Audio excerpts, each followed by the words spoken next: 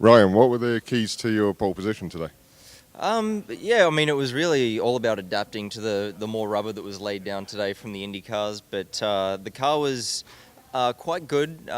Struggled a little bit to get up to speed with the braking zones. It was not sort of taking the bumps the way I liked in the first few laps, but as soon as the pressures came up, then I was able to attack the corners a little bit more and start laying down some good laps. The team was keeping me posted on how close the competition was, and I just knew I had to keep pushing and putting down laps. So I was really happy. There were no mistakes, and I felt like it was just getting faster and faster, which is a good sign for the tyre wear tomorrow. The tyres seem really consistent.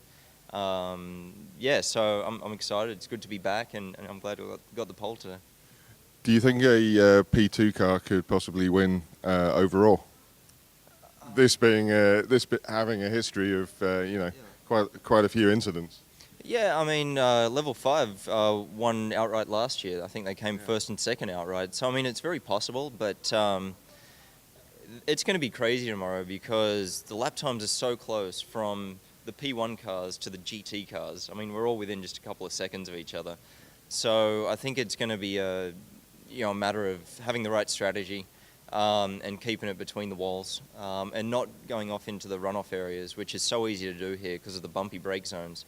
So, yes, I think definitely we'll have a shot at overall. Number one goal is to beat our competition in the P2 class, but I think all day long we're going to be battling with the PC cars mostly because those guys are just so good on cold tyres. You'll probably see them overtaking us on the start, at the start of the race and on the restarts, but it'll be interesting. It'll be important to keep your patience, which I think will be the most difficult thing tomorrow. What are the passing zones like here? I mean, can you nudge them out of the way? No, you get penalised for that.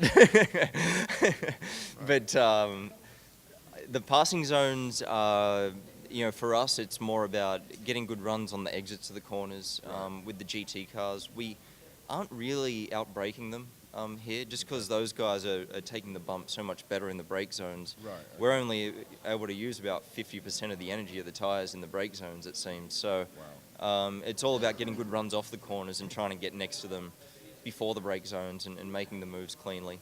So much of it will be circumstantial with traffic and just trying to keep clean and just keeping momentum, getting the runs and so on to make the moves. But Turn 1 is the main passing zone. Turn 3 is a good passing zone, but it's risky because it's a very tight hairpin and cars can pile up. But it's definitely a challenging, fun and exciting track to race on. How different are the lines that you're taking in the sports car compared to IndyCar? The lines are about the same.